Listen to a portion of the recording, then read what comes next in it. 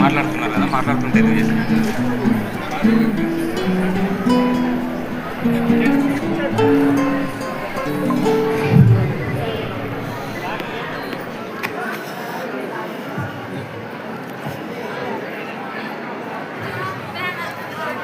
సమాజంలో ఎక్కువగా ప్రచారంలో ఉన్నటువంటి ఒక అంశం ఏంటి అని అంటే స్త్రీల యొక్క అస్తిత్వం గురించి అనేక చర్చలు జరుగుతూ ఉన్నాయి. బహుశా ఇది యాదృచ్ఛికమో కాకతాళీయమో కానీ ఇటువంటి సందర్భంలోనే 21వ శతాబ్ది మహిళా సాహిత్యం సమాలోచన అనేటువంటి ఒక సదస్సును నిర్వహించాలనేటువంటి ఒక తలంపు ప్రభుత్వ డిగ్రీ కళాశాల పురుషులు కర్నూలు క్లస్టర్ విశ్వవిద్యాలయం వారు తలచడం అనేది ఒక గొప్ప విషయంగా భావించడం జరుగుతున్నది. అయితే ఈనాటి ఈ సమావేశానికి అతిరథ మహారాజులందరూ వచ్చి విశేషి ఉన్నారు కావున ఈ సమావేశానికి వారిని అందరినీ స్వాగతం పలకడానికి నేను సాహసిస్తున్నాను. ఇది 21వ శతాబ్ది మహిళా సాహిత్యం సమాలోచన అంతర్జాతీయ సదస్సు. ఈ సదస్సుకు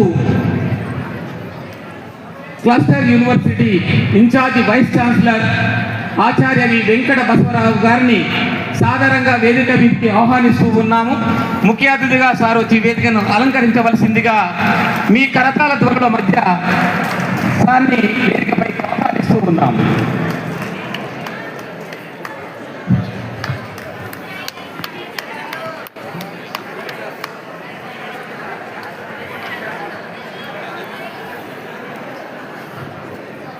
కళాశాల ఆచార్యులు వైస్ ఛాన్సలర్ గారిని స్వాగతం పలకవలసిందిగా కోరుకుంటూ ఉన్నాము. సార్ మీకు ఉచితాసనంపై అసెంబ్లీ కావాలని వేడుకుంటూ ఉన్నాం సార్.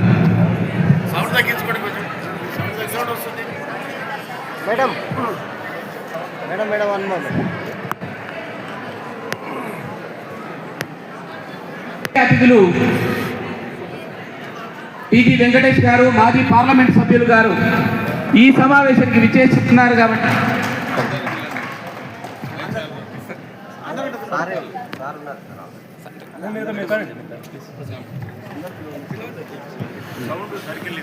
సార్ గారిని సాధారణంగా వేదిక మీకు తోడుకొని రావాల్సిందిగా కళాశాల ప్రిన్సిపల్ మేడం గారిని మరియు అధ్యాపకులని గౌరవంగా వేడుకోవడం జరుగుతున్నది.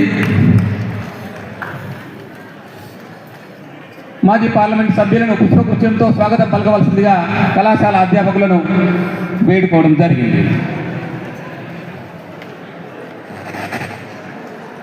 స్వాగతం సార్. ఉచితాసనంపై అసెంబ్లీ కవని వేడుకుంటున్నాం.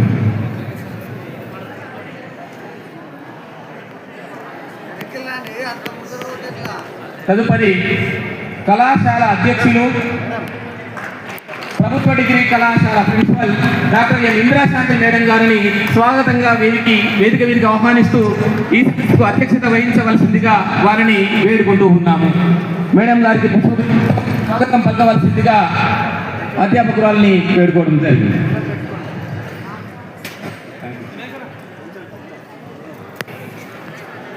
గౌరవ అధ్యక్షులు తానా పూర్వాధ్యక్షులు డాక్టర్ తోటకూర ప్రసాద్ గారిని సాదరంగా వేదిక మీదకి ఆహ్వానిస్తున్నాం సార్. వారిని పుష్పగుచ్చంతో స్వాగతం పలకవలసిందిగా అధ్యాపక వారిని కోరుకుంటున్నాం సార్.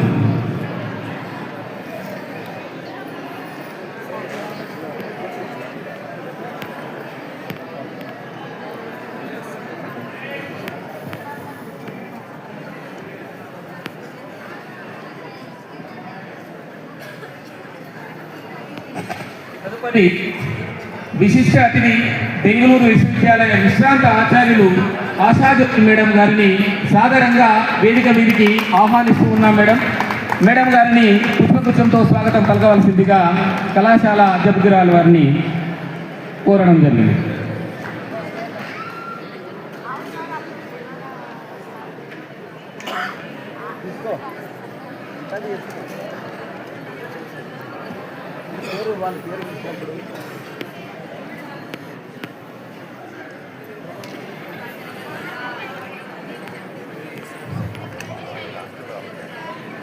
మరొక విశిష్ట అతిథి ఢిల్లీ విశ్వవిద్యాలయ ఆచార్యులు వెంకటరామయ్య ఈ సదస్సుకు సాదరంగా ఆహ్వానిస్తూ ఉన్నారు. వారిని పుష్పగుచ్చంతో స్వాగతం పలకవలసిందిగా కళాశాల అధ్యాపకులను కోరడం.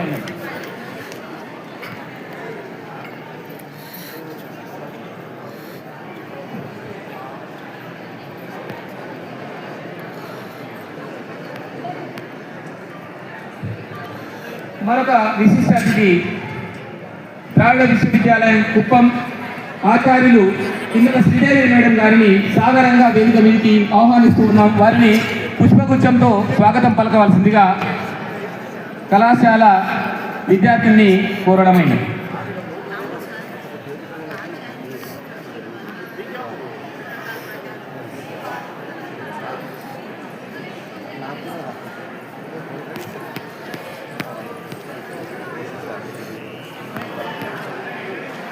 भैया फोटो मैडम मैडम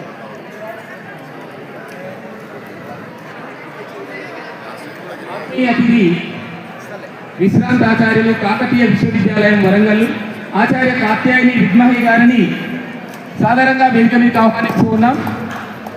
కళాశాల విద్యార్థులు పుష్పగుచ్చంతో వారికి స్వాగతం పలకవలసిందిగా కోరుకుంటూ ఉన్నాం.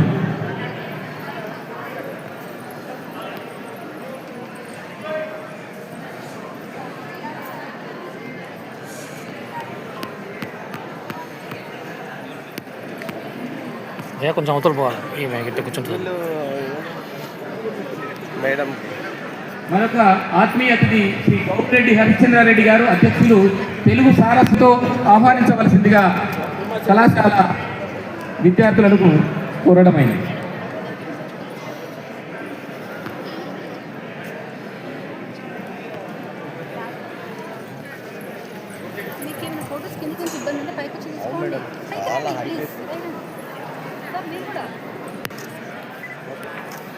కళాశాల తెలుగు శాఖ అధ్యక్షులు సదస్సు convener doctor V Vidyavasini madam గారిని వేదిక మీదకి ఆహ్వానిస్తున్నాం. వారు వేదిక అలంకరించవలసిందిగా కోరడమైనది.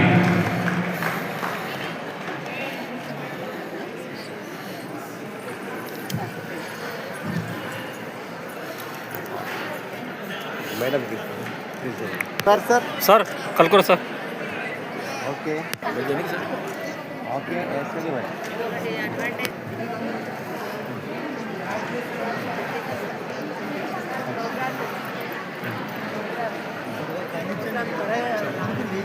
मैडम పెద్దలందరికీ మరొకసారి వేదికపైకి స్వాగతం పలుకుతూ ఇప్పుడు స్వాగత నృత్యం కేదారి బృందం. ఓకే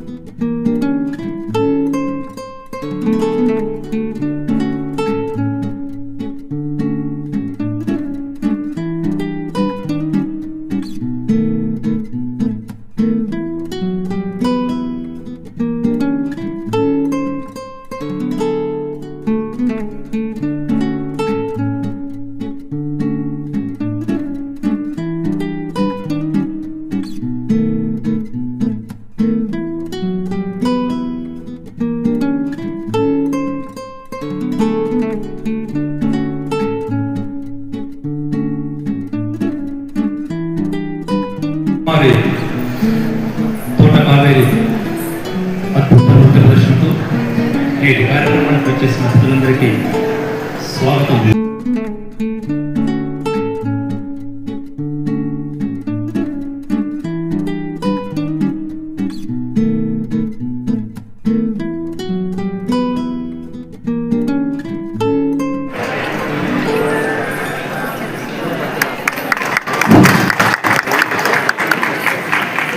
సమయాభావం కారణంగా ఆ రెండవ పాటను అడ్డాంతరంగా ఆపివేయాల్సి వచ్చింది. అతిథులకు చాలా ముఖ్యమైన అనేక కార్యక్రమాలు ఉన్నాయి కాబట్టి వారికి సహకరించడానికి మనము తక్షణ నిర్ణయాలు తీసుకోవడం జరుగుతుంది. ఇక నేటి కార్యక్రమంలో తదుపరి అంశం జ్యోతి ప్రజ్వలన. వేదిక మీద ఉన్న పెద్దలందరూ కూడా జ్యోతి ప్రజ్వలన కార్యక్రమంలో పాల్గొనవలసిందిగా ఆహ్వానిస్తున్నాం. శశికళ గారు మరియు మన కళాశాల విద్యార్థులు ప్రార్థనా గీతం ఆలపిస్తారు. భుజం ప్రసన్నవదనం ధ్యాయేత్ సర్వవిఘ్నోపశాంతయే.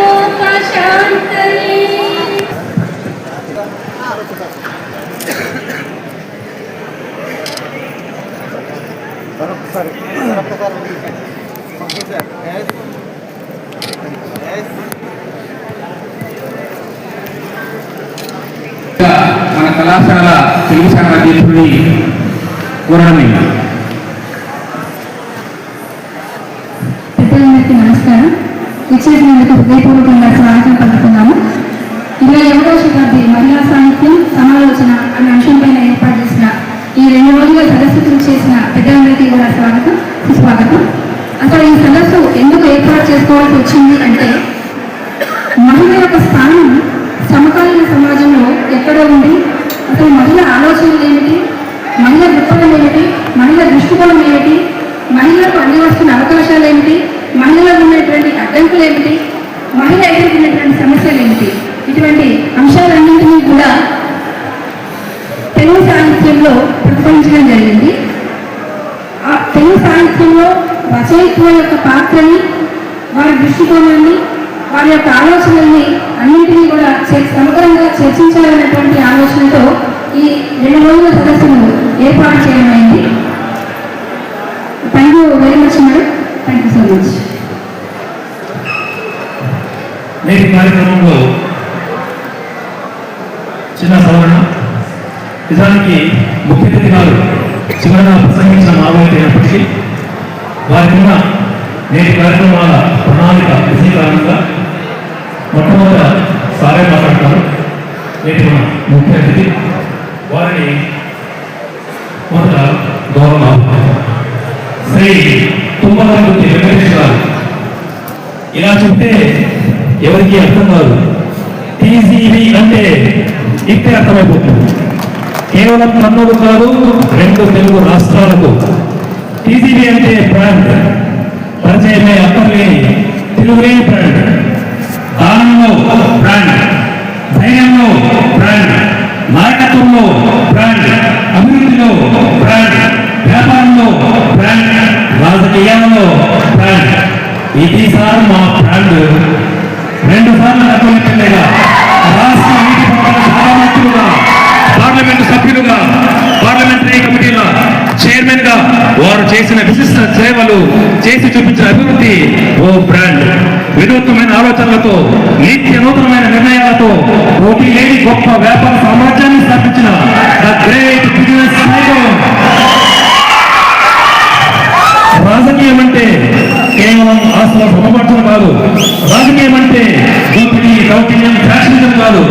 రాజకీయం అంటే మన హక్కుల పరిరక్షణను భావించి రాయలసీమ హక్కు ఐక్యవేదిక స్థాపించి రాయలసీమకు నీళ్ళ కోసం, అభివృద్ధి కోసం, ఉద్యోగ అవకాశాల కోసం తప్పించిన దార్శనికుడు, తలవెత్తిన తీరుడు. రాష్ట్ర విభజన సమయంలో రాయలసీమకు జరిగే అన్యాయం గురించి గర్జించిన వీరుడు. కర్నూలులో వరదలు ముంచెత్తినప్పుడు నాటి ముఖ్యమంత్రి శ్రీ కొణిజేటి రాజశేఖర్పై ఒత్తిడి తెచ్చి శ్రీశైలం ఇప్పించి కర్నూలు నగరాన్ని కాపాడిన మన రక్షకుడు. కర్నూలులో అడుగడుగునా వారి అభివృద్ధి ముద్రలు, కుల మతాలకు అతీతంగా కట్టించిన కళ్యాణ మండపాలు, షాదీఖానాలు, చర్చలు, టీజీవీ కళాక్షేత్రాలు, తాగునీటి సదుపాయాలు, ప్రజలందరికీ ఉపయోగపడే సేవా కార్యక్రమాలు. ప్రతి సంవత్సరం వారి జన్మదినాన్ని పురస్కరించుకొని పేదలకు చేసే ఉచిత వివాహాలు, అడిగిన వారికి కానకుండా చేసే సహాయాలు, లెక్కలేని కార్యక్రమాలు వారికి భగవంతుడు సాధించిన ఆశీర్వచనాలు. కర్నూలు ప్రజలకు అవి మహా వరప్రసాదాలు. మంచికి వారి పేరు, మానవత్వ ప్రతిరూపం, దానంలో కర్మని ప్రతిరూపం, ధైర్యానికి విలువకర్తం, ప్రత్యేక సింహ స్వప్నం. కర్నూలు ప్రజల హృదయ సామ్రాజ్యాధినేత, just 75 years, young, dynamic, inspirational personality, the king of Kurnool. పెద్దలు పూజ్యులు మన అభిమాన నాయకులు శ్రీ టీజీ వెంకటేశ్వర గారిని మీ అందరి హర్షత్వాల మధ్య, హర్షాతిరేకాల మధ్య, శతమానం భవతి అన్న ఆశీర్వచనాల మధ్య సాధారణంగా సగౌరవంగా స్వయంగా ప్రసంగించడానికి ఆహ్వానిస్తూ ఉన్నాం. ప్రభుత్వ కళాశాలలో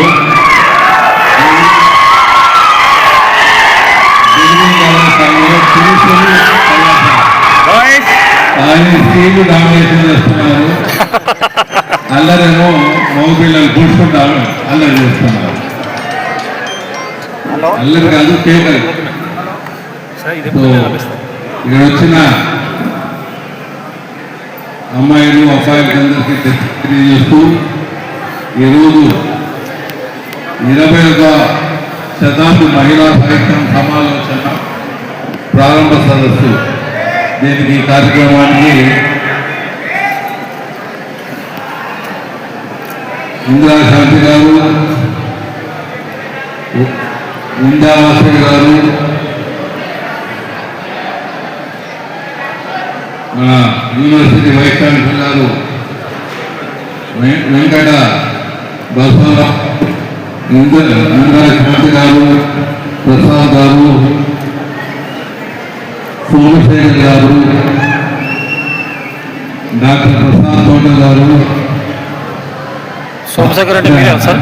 సోమశేఖర్ మీరు కాత్తయ్య గారు, ఆచార్య గంపా వెంకటరామయ్య గారు, ఆచార్య చింగాల శ్రీదేవి గారు, హరిచంద్రారెడ్డి గారు, ఆశాజ్యోతి గారు.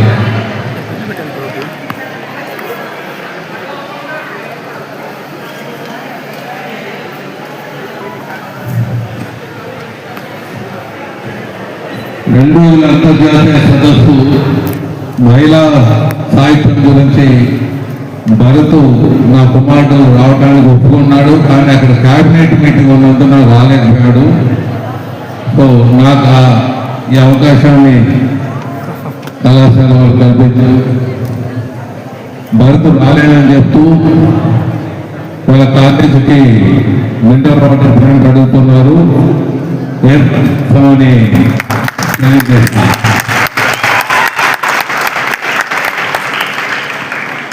అలాగే విద్యార్థులకు మరొక సూచన కూడా చేయమన్నాడు. ఒక ఇండస్ట్రియల్ విప్లవాన్ని తీసుకుని వస్తున్నాం. మీ అగ్రికల్చర్ తీసుకున్నప్పుడు ఇరిగేషన్ 10,000 ఎకరాలు ఇస్తే 1,00,000 తీసుకోగలిగాము. అలాగే మేజర్ ఇరిగేషన్ కూడా డెవలప్ చేయగలిగాము. ఇప్పుడు ఇండస్ట్రియల్ డెవలప్మెంట్ చేసే దాంట్లో భరత్ ముందు ఉన్నాడు. భరత్ చెప్పన్నాడు, ఇండస్ట్రియల్ డెవలప్మెంట్ ర్యాపిడ్గా చుట్టుపక్కల ఎడ్యుకేటెడ్ చిల్డ్రన్కి ఉద్యోగ అవకాశాలు కల్పించే దిశలో ముందుకు పోతున్నాము. వాళ్ళు కూడా ఇక్కడ వచ్చే చదువులు కూడా బీఎడ్ చదివితే ఉద్యోగ అవకాశాలు తక్కువగా ఉంటాయి. సాఫ్ట్వేర్లో మీకు తెలుసు ఇప్పుడు కాంపిటీషన్ పెరిగింది. ఎలక్ట్రికల్, మెకానికల్ ఎప్పుడూ లైఫ్ ఉంటాయి. MSc, chemistry, BE, chemical engineer ఎప్పటికీ లైఫ్ అనేది దానికి ఎప్పుడు ఉంటుంది, నిరంతరం ఉంటుంది.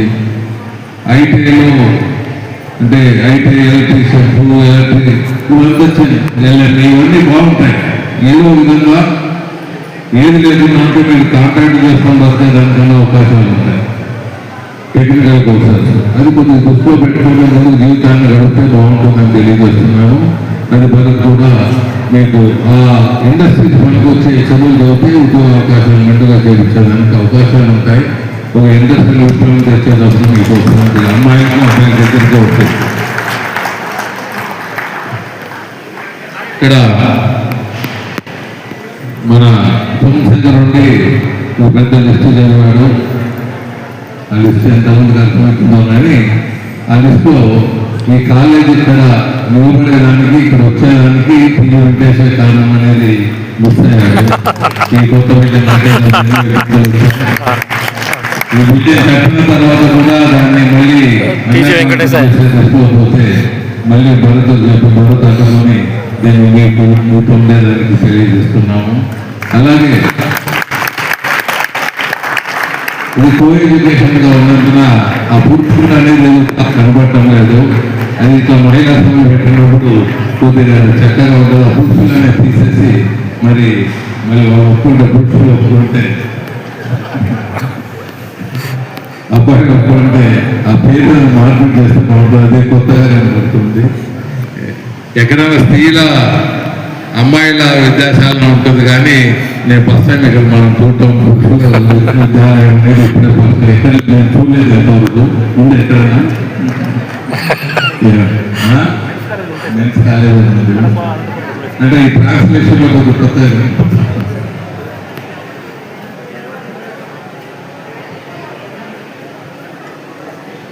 ఈరోజు కార్యక్రమాలు చాలా పెట్టారు.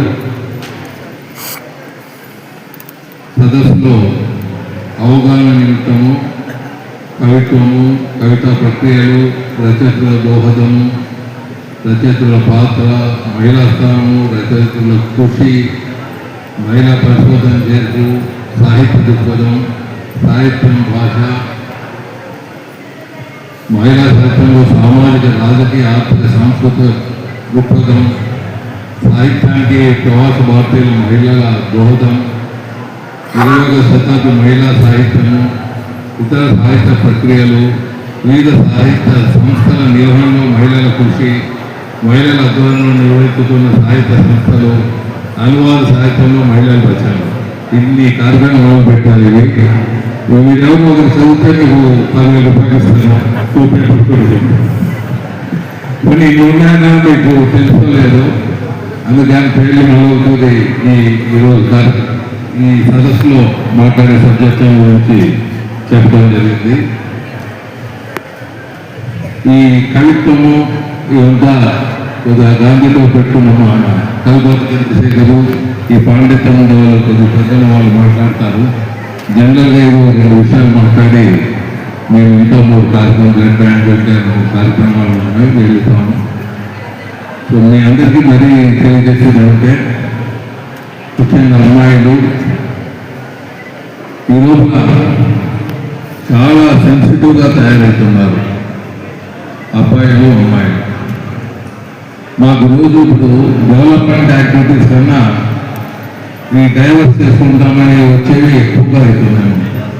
చిన్నవి అబ్బాయి పవర్ కట్ చేద్దామని, ఎలక్ట్రికల్ పవర్ కట్ చేద్దామని, స్విచ్ ఆఫ్ చేసుకుని తెలియదంటే అమ్మాయి ఇరిటేట్ కావటం, నాకు ఉద్యోగం కూడా ఉండటం ఇలాంటివి వస్తున్నాయి మనకి.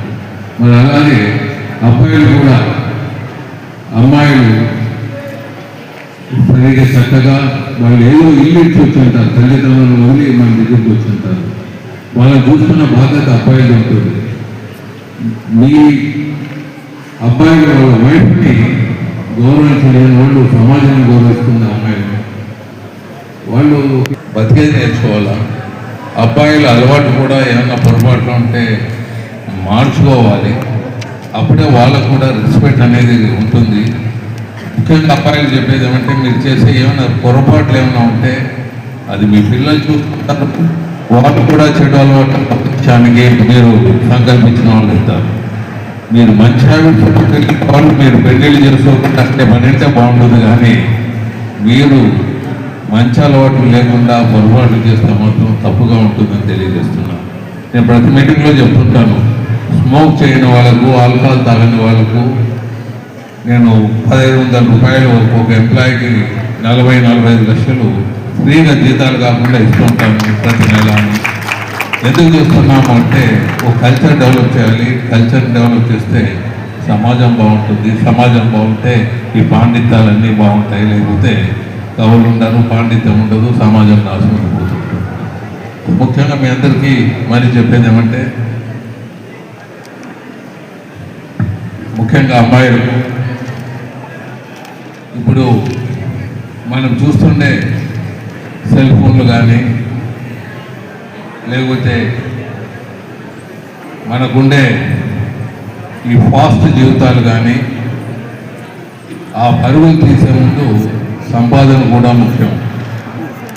సంపాదన లేకుండా మనం ఆ డ్రీమ్స్లో వెళ్ళిపోతే దెబ్బతినేదానికి అవకాశం ఉంటుంది. చదువుకున్న టైం మరి వాళ్ళు మాట్లాడతారు. ముఖ్యంగా మీ అందరికీ తెలియజేసేది ఏమన్నా సమస్యలు ఉంటే తప్పకుండా నా దగ్గర తీసుకుని వస్తే భరత్ చెప్పడమో, భరత్ దగ్గర తీసుకుని వస్తే ఆ పనులు చేయటము, ఏదో విధంగా మీకు సహకరించేదానికి ఎల్లప్పుడూ మీతో ఉంటామని తోడుగా ఉంటామని తెలియజేస్తూ మేము సెలవు తీసుకుంటాం. ఎప్పుడైనా ఫ్రీగా ఉన్నప్పుడు మా పాండిత్యం మాట్లాడతాం. ఇలా మా రాజకీయ నాయకులు లేకపోతే పాలిటిషియన్స్ ఇండస్ట్రీస్తో మాట్లాడిస్తుంటే ఈ పాండిత్యం బయటికి రాదు. నెక్స్ట్ టైం ఏదైనా వేరే సభ ఉన్నప్పుడు వచ్చి మాట్లాడుకుంటాం. ధన్యవాదాలు. Good luck. Good day. ఈరోజు విద్యార్థులకు క్రమశిక్షణ గురించి, మీరు నేర్చుకోవాల్సిన అభ్యాసాల గురించి, ఎడ్యుకేషన్ గురించి, ఎంప్లాయ్మెంట్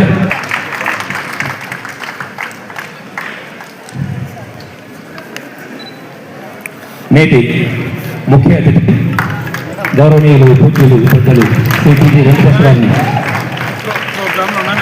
రాయలసీమ క్లస్టర్ యూనివర్సిటీల ఉపకులపతి శ్రీ వెంకట బసవరావు గారు, కళాశాల ప్రిన్సిపాల్ డాక్టర్ ఎం శివరాశాంతి గారు, అలాగే తెలుగు అధ్యయన శాఖ సభ్యులు అందరూ కలిసి సార్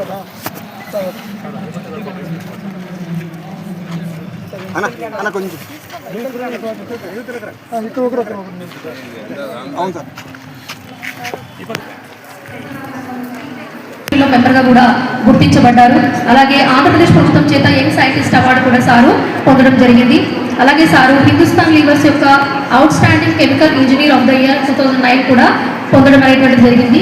సారు ప్రపంచ ప్రఖ్యాత విశ్వవిద్యాలయంలోన సెమినార్లు, కాన్ఫరెన్స్లకు అటెండ్ అవ్వడం అనేటువంటిది కూడా జరిగింది.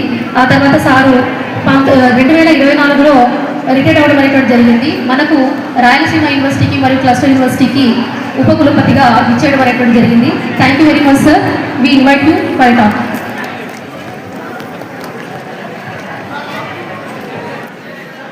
అందరికీ శుభోదయం.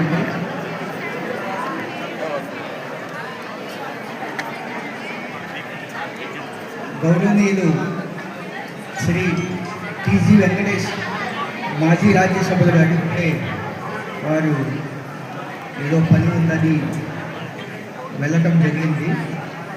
మరియు principal government degree college for men Indirashanti madam గారు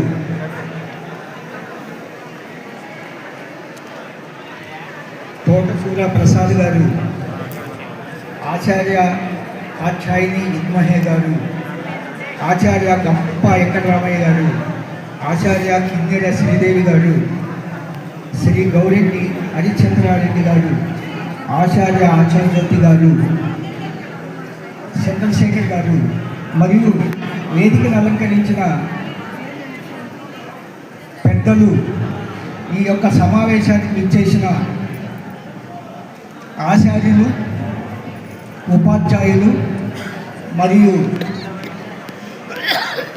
విద్యార్థులు అందరికీ కూడా స్వాగతం, సుస్వాగతం అనే యొక్క అంశము ప్రస్తుత పరిస్థితులకు దగ్గరగా ఉంటుంది. అలాగే దానిపై చర్చించుకోవడం నిజంగా ఎంతో అవసరం. మరి మన సాహిత్యము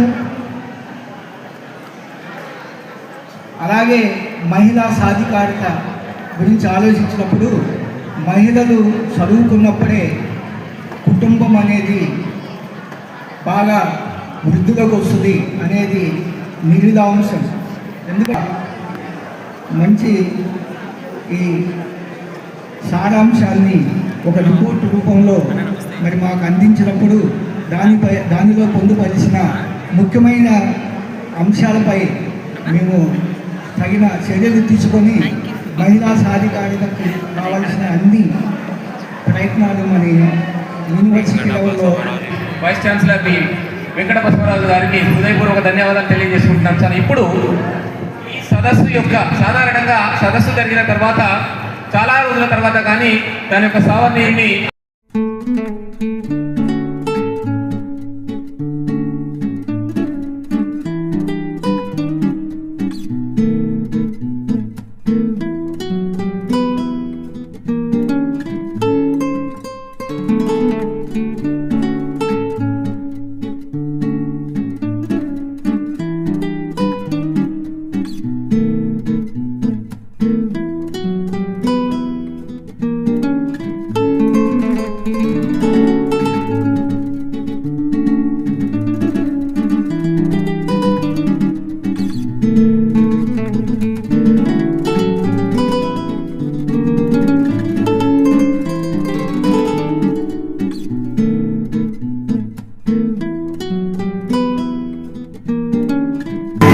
తానా పూర్వాధ్యక్షులు డాక్టర్ తోరుకూర ప్రసాద్ గారిని ఈ సదస్సును ఉద్దేశించి ప్రసంగించవలసిందిగా ఆహ్వానించడం జరుగుతుంది.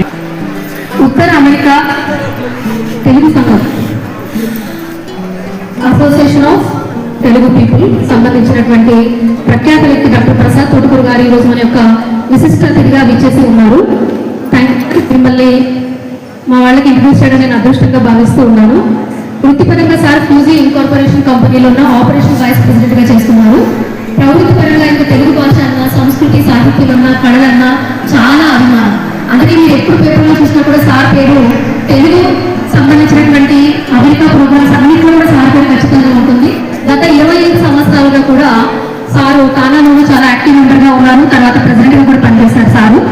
అమెరికా దేశంలోని అతిపెద్దదిగా ప్రసిద్ధిగాంచిన మహాత్మా గాంధీ స్మారక విగ్రహాన్ని డల్లాస్ లో సార్ ఏర్పాటు చేసినటువంటి కార్యసాధకులు. అలాగే డల్లాస్ నగరంలో India association of north Texas అధ్యక్షులుగా చేశారు. ఉత్తర టెక్సాస్ తెలుగు సంఘాన్ని అధ్యక్షులుగా చేశారు. అలాగే కానా ఉత్తర అమెరికా తెలుగు సంఘం అధ్యక్షులుగా 2011లో విశిష్ట సేవలు అందించారు. చాలా మంది కాంపిటేటివ్ ఎగ్జామ్స్ ప్రిపేర్ చదవాలి నేను 2011లో కానా అధ్యక్షులు అని చెప్పేసి. సో విశిష్టమైనటువంటి సేవలు ఇచ్చినటువంటి నాయకత్వ ప్రతిభ, తెలుగు వాళ్ళ కోసం పోరాడేటువంటి పోరాట ప్రతిభ కలిగినటువంటి నాయకులు సారు జాతీయ అంతర్జాతీయ స్థాయిలో చాలా సత్తా చూపించారు. ఉత్తర టెక్సాస్ తెలుగు సంఘం ఆధ్వర్యంలో 2 దశాబ్దాలకు పైగా విజయవంతంగా నడుస్తున్నటువంటి నెల నెల తెలుగు వెన్నెల అనేటువంటి సాహిత్య విభాగాన్ని కూడా సారు వ్యవస్థాపక అధ్యక్షులు. అలాగే ఉత్తర అమెరికా తెలుగు సంఘం సంస్థ యొక్క సాహిత్య విభాగమైనటువంటి కానా ప్రపంచ సాహిత్య వేదికను ప్రారంభించి గత 5 సంవత్సరాలుగా క్రమం తప్పకుండా ప్రతి నెల ఆఖరి ఆదివారం నెల నెల తెలుగు వెలుగు అనేటువంటి పేరుతోటి అంతర్జాతీయ స్థాయిలో విలువైన సాహిత్య కార్యక్రమాలను కూడా సార్ నిర్వహిస్తూ ఉన్నారు. ఇప్పటి వరకు 80కి పైగా సాగిన విభిన్న అంతర్జాతీయ సాహిత్య కార్యక్రమాలలో 2000 మందికి పైగా పాల్గొన్న లబ్ధప్రతిష్ఠులైనటువంటి సాహిత్యవేత్తలు, అవధానులు, రచయితలు, కవులు, కళాకారులతో వివిధ సాహిత్య కార్యక్రమాలను నిర్వహించడం తెలుగు సాహిత్య చరిత్రలో ఒక అనువైనటువంటి విశేషం. కానా ప్రపంచ సాహిత్య వేదిక ద్వారా సుప్రసిద్ధ సినీ గీత రచయిత పద్మశ్రీ సిరివెన్నెల సీతారామ శాస్త్రి గారు రచించినటువంటి సినీయేతర సమగ్ర సాహిత్యం మొత్తాన్ని 6 సంపుటాలను ముద్రించి విశ్వవ్యాప్తంగా ఉన్న సిరివెన్నెల అభిమానులకు అందజేయడమే కాక ఉభయ తెలుగు రాష్ట్రాలలోని అన్ని విశ్వవిద్యాలయాలకు, గ్రంథాలయాలకు కూడా ఉచితంగా అందజేసినటువంటి సాహిత్యాభిమాని తోటకూర ప్రసాద్ గారు. అలాగే కానా ప్రపంచ సాహిత్య వేదిక ద్వారా జానపద కవి సార్వభౌమ కొసరాజు రాఘవయ్య చౌదరి గారి సర్వలభ్య సినీయేతర సాహిత్యాన్ని ముద్రించి అభిమానులకు త్వరలో అందించే ప్రయత్నంలో ఉన్నారు. ప్రస్తుతం కానా ప్రపంచ సాహిత్య వేదిక నిర్వాహకులుగా ఇండియన్ అమెరికన్ ఫ్రెండ్షిప్ కౌన్సిల్ అనే జాతీయ సంస్థ అధ్యక్షుడిగా, Mahatma Gandhi memorial of north Texas కు వ్యవస్థాపక చైర్మన్ గా, అక్కినేని ఫౌండేషన్ ఆఫ్ అమెరికా వ్యవస్థాపక అధ్యక్షుడిగా కూడా వ్యవహరిస్తూ ఉన్నారు.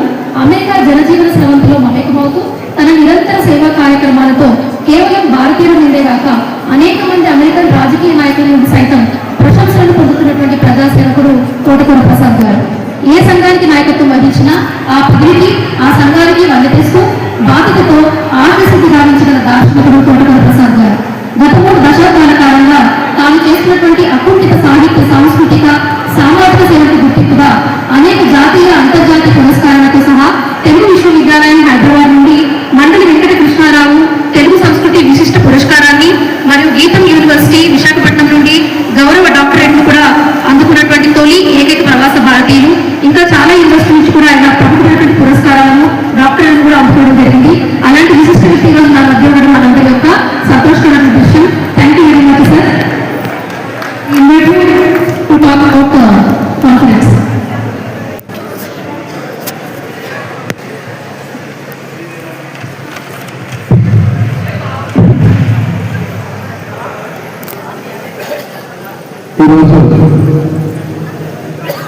తెలుగు అధ్యయన శాఖ తెలుగు సారస్వత వైభవం సమృద్ధ ఆధ్వర్యంలో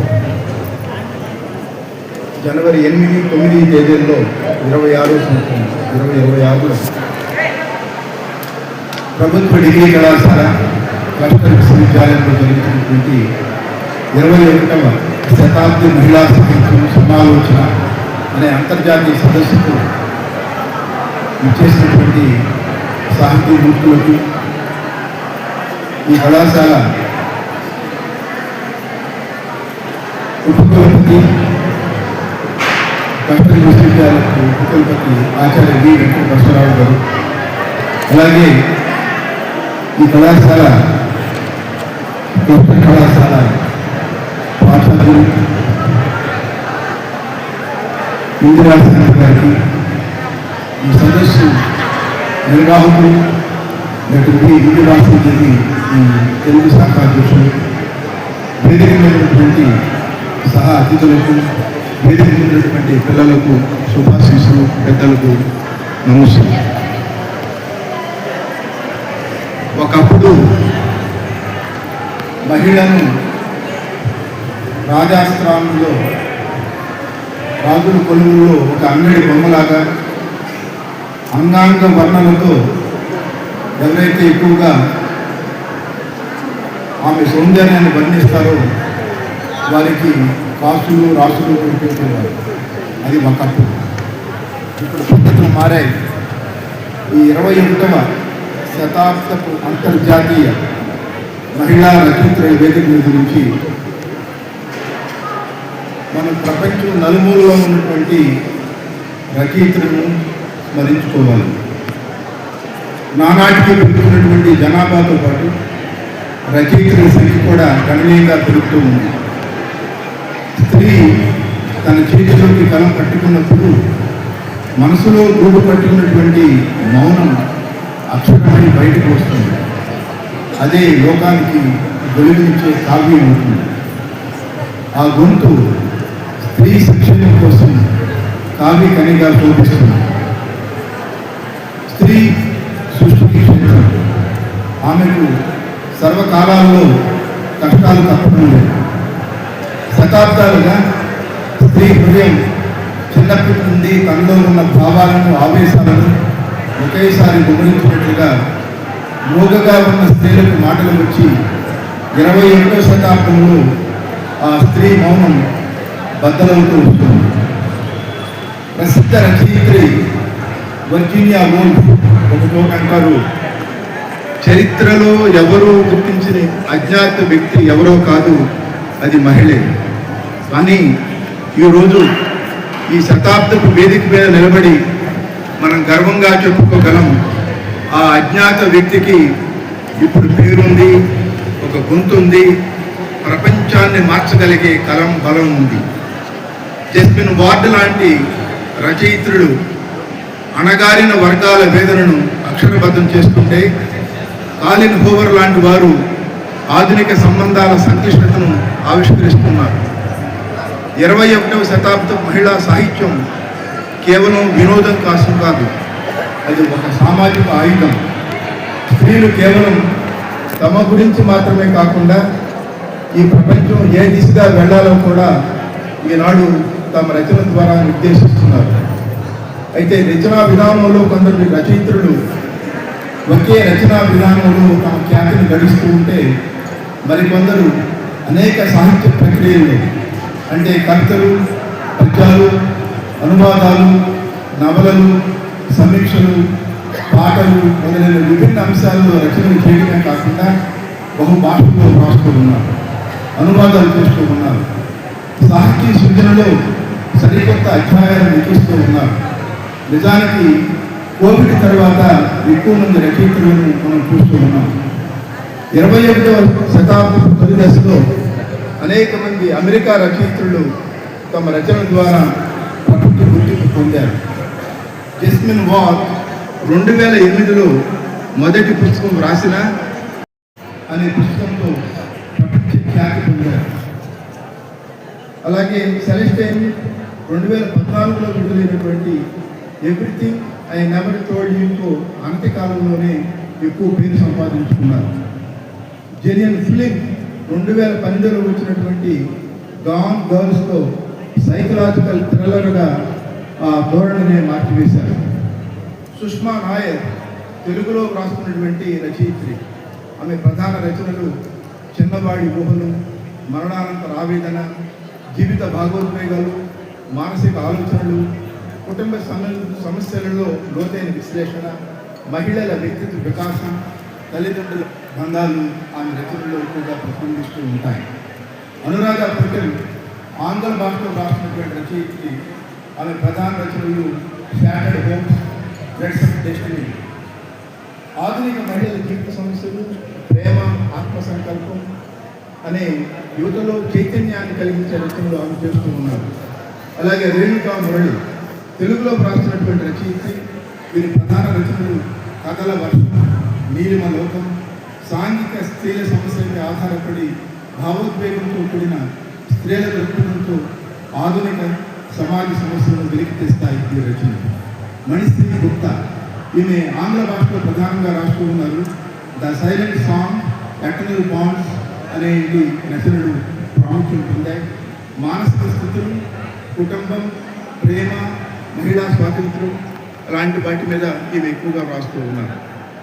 అలాగే అరుంధతి రాయ్ ఆంగ్ల భాషలో విస్తృతంగా రాస్తున్నటువంటి ఒక ప్రముఖ రచయిత్రి. వీరి కలం నుంచి వెలువడినటువంటి the God of small things అనేటువంటి పుస్తకం బుకర్ ప్రైజ్ గెలిచినటువంటి నవల. వీరి రచనా శైలి చాలా సరళంగా ఉంటుంది. కుటుంబం, అలాగే చిన్నపిల్లల దృక్పథం, ప్రేమ, సామాజిక వ్యత్యాసాలు, రాజకీయ సమస్యలు, భావోద్వేగాలు, మానసిక లోతులను చక్కగా వర్ణిస్తాయి వీరి రచనలు.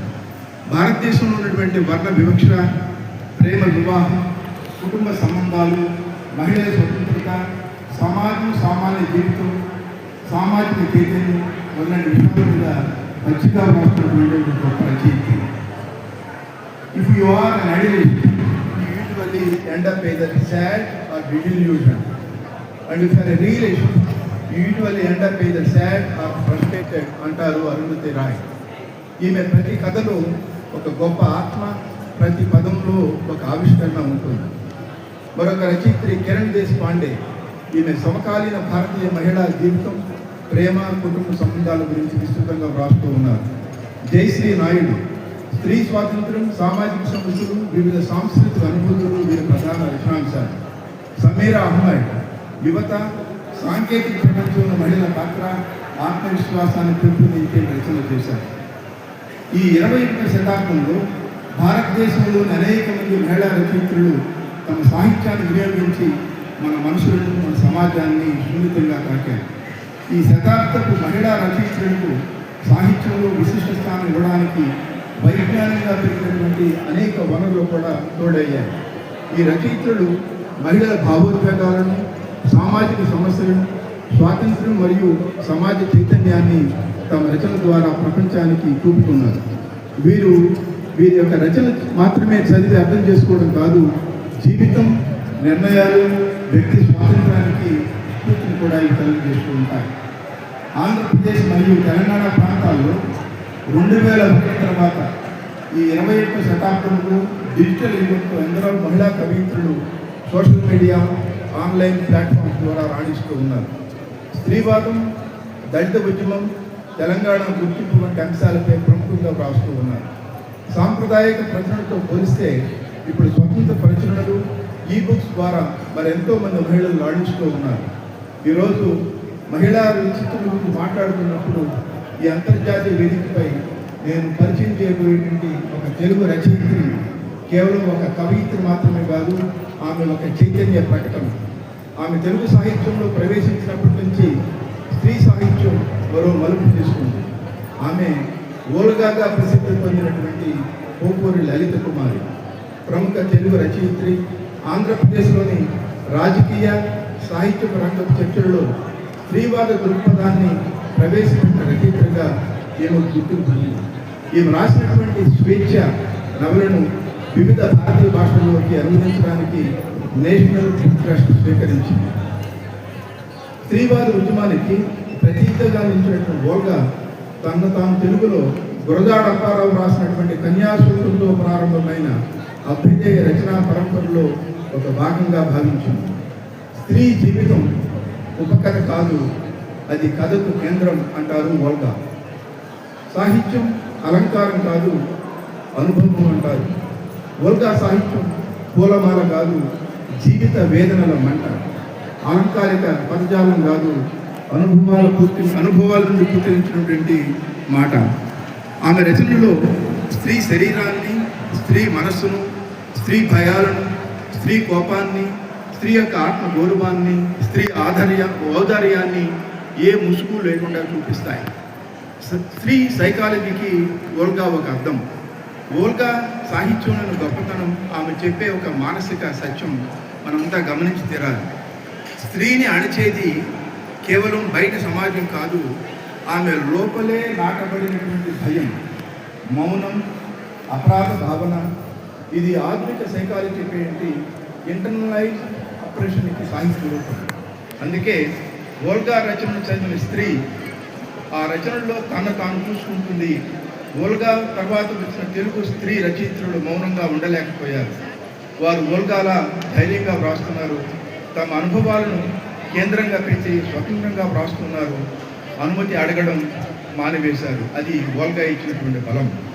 అంతర్జాతీయ సందర్భంలో వోల్గా ప్రపంచ సాహిత్యంలో Simone de Beauvoir, Virginia Woolf, Toni Morrison ఎలా తన సమాజాల్లో మహిళా స్వర్గానికి మార్గం చూపారో తెలుగు సాహిత్యంలో ఆ పాత్రను పోషిస్తున్నారు వోల్గా.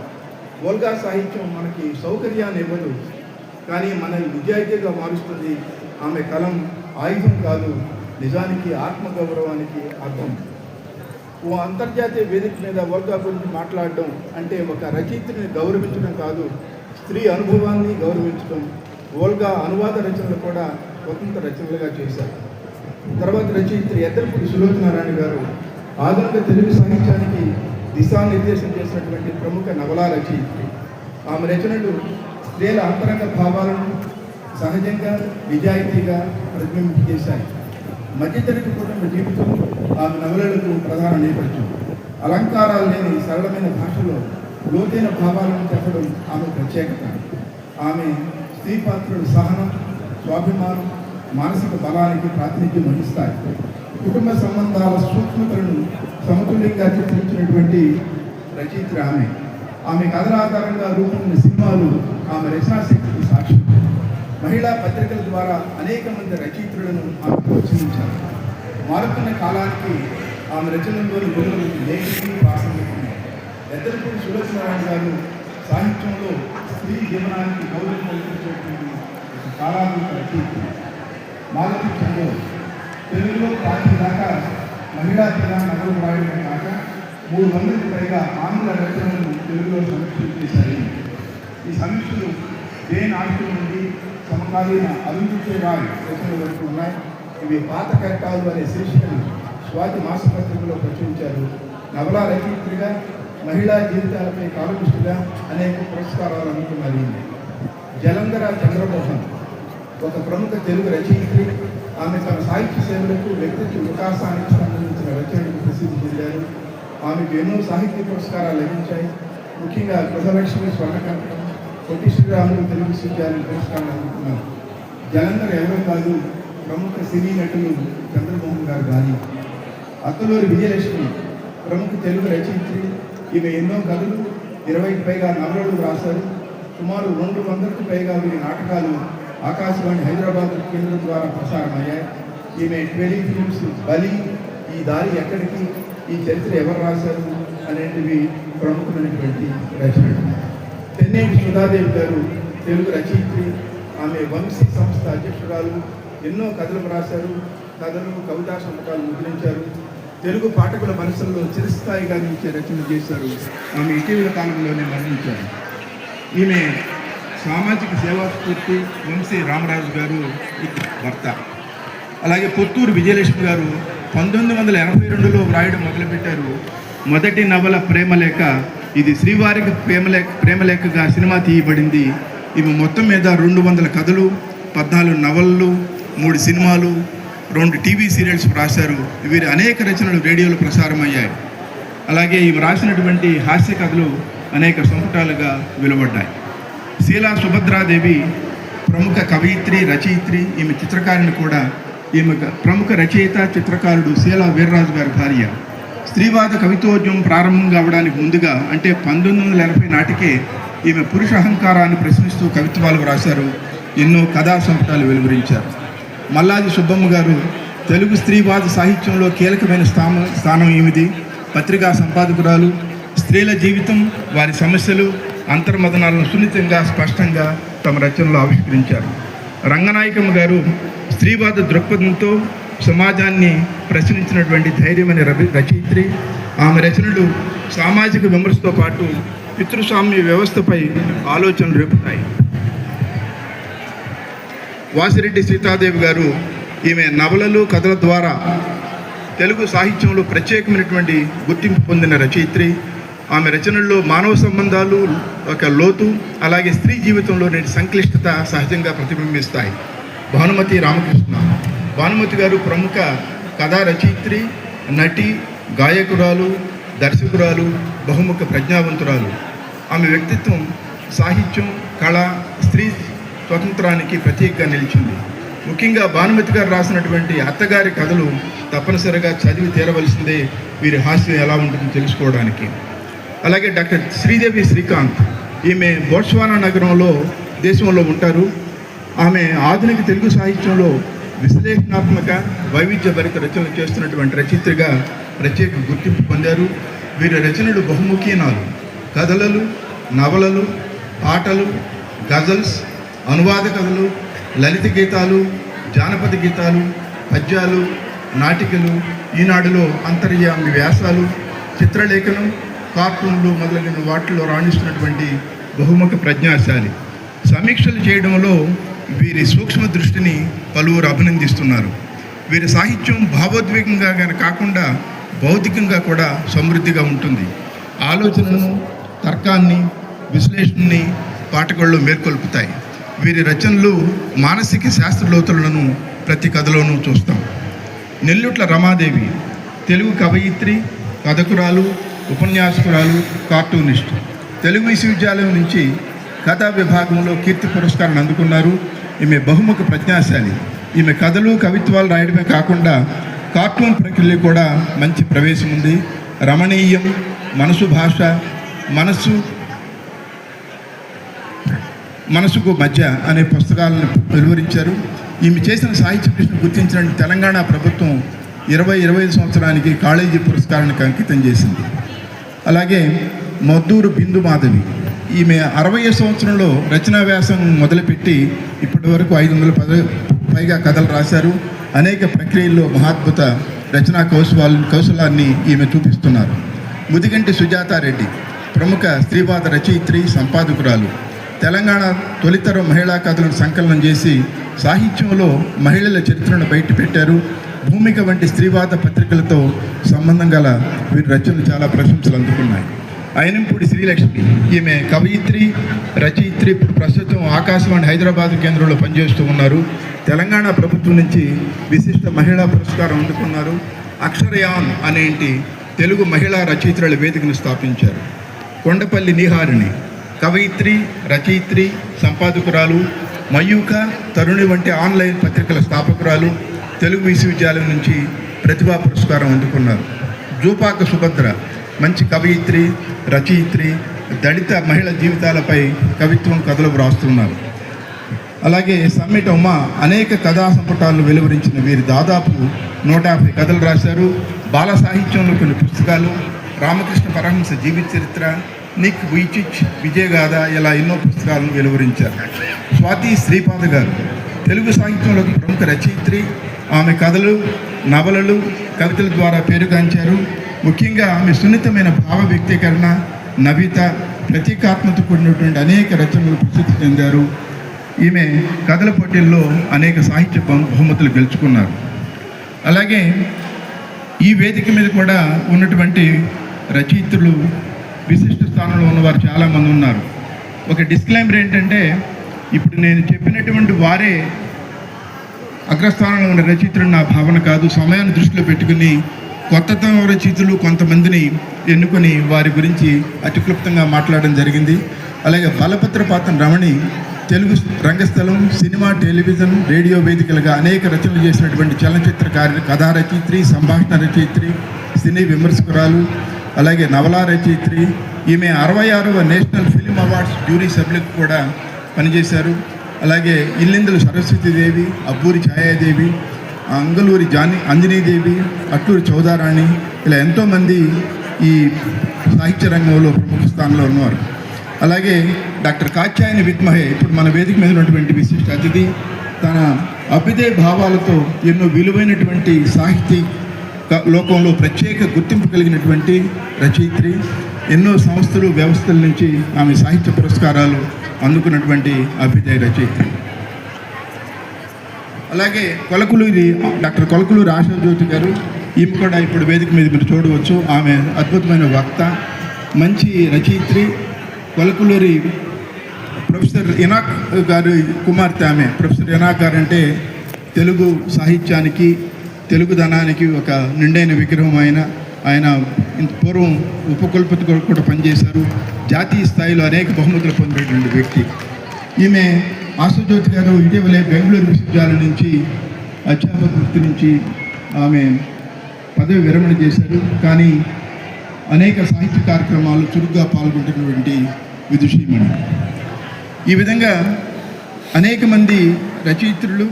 అలాగే ఆచార్య మురణాళిని గారు, ఆమె రచయిత్రి, విద్యావేత్త, కాలమిస్ట్, పలు టీవీ, రేడియో వేదికలుగా అనేక ప్రసంగాలు చేశారు. ఇంతకుముందు ఈమె పొట్టి శ్రీరాములు తెలుగు విశ్వవిద్యాలయంలో విశిష్టమైన సేవలు అందించి ఇప్పుడు సిలికాన్ ఆంధ్ర విశ్వవిద్యాలయంలో అమెరికాలో ఉన్నటువంటి విశ్వవిద్యాలయానికి ఈమె తెలుగు శాఖాధ్యక్షురాలుగా ఉన్నారు. ఈ విధంగా తెలుగు సాహిత్య రంగంలో మనం జాతీయ స్థాయిలోనూ, అంతర్జాతీయ స్థాయిలోనూ మన ఉభయ తెలుగు రాష్ట్రాల్లో ఉన్నటువంటి అనేక మంది రచయితలు రచించినటువంటి సాహిత్యాన్ని మన జీవితాల్లో స్ఫూర్తిగా తీసుకుని ముందుకు సాగాలి. ఇదంతా కూడా మహిళాభ్యుదయం కోసం, మహిళలు ఎదుర్కొనే ఇతర ఎన్నో సమస్యల మీద, వారి యొక్క ప్రతిభ మీద. ఇప్పుడు మహిళలు లేనటువంటి లోకం ఎక్కడ ఉండదు మనకి. ఏ స్థానం తీసుకున్నప్పుడు రాజకీయ రంగం కానివ్వండి, సాహిత్య రంగం కానివ్వండి, వ్యాపార రంగం కానీ, ఇలాంటి ఏ రంగం తీసుకున్నప్పటికీ భవిష్యత్ అంతా కూడా రాజకీయాల్లో కానీ ఇతర వాటిలో కూడా వీరు ప్రముఖ స్థానాల్లో ఉన్నారు. కాబట్టి మహిళను ధైర్యంగా ముందుకు వెళ్ళాలి అంటే దానికి పురుషుల అనుమతి ఏం అవసరంలా, వారందరికీ వారే తమకున్నటువంటి ప్రజ్ఞా పాఠవాలతో పైకి వెళ్ళాలి. ఆ బలం, ఆ శక్తి వారికి ఉన్నది అని మరొకసారి గుర్తు చేస్తూ, వారు రచించినటువంటి సాహిత్యాన్ని ఆదర్శంగా తీసుకుని మన జీవితాల్లో మన స్ఫూర్తిని నింపుకోవాలి అని నా అభిప్రాయంగా చెప్తూ, నాకు ఈ అవకాశం ఇచ్చినటువంటి పెద్దలు, వేదిక మీద ఉన్న వారందరూ కూడా మరొకసారి హృదయపూర్వక ధన్యవాదాలు తెలియజేస్తూ మీ అందరి దగ్గర సెలవు తీసుకుంటున్నాను.